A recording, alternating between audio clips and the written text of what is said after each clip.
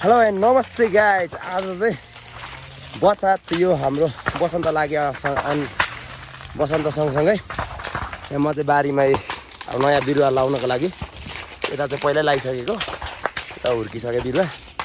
यहाँ चाहिँ अलिकति खाली जग्गा थियो, यसलाई युटिलाइज गर्ने भनेर चाहिँ बिरुवा हाल्नलाई चाहिँ यहाँ यसरी यो चाहिँ अब घुँडेको बोटलाई चाहिँ यसरी डढाएर अब यसलाई मसाएर चाहिँ नयाँ उत्तिसको मलता गोलियाको रुखको लागि हाल्नको लागि चाहिँ यो यसरी जङ्गल सरसफाइ हुँदैछ। बारी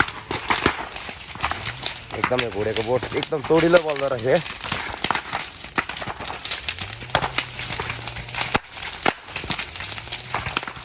आम्मा बाबा ल यता नि तलसम्म छ बलिया, यता चाहिँ तोडिलो बल्यो क्या। रुख थियो कि के थियो तोडिलो बल्यो। म पसिनाले यस्तो भइरहेको छु।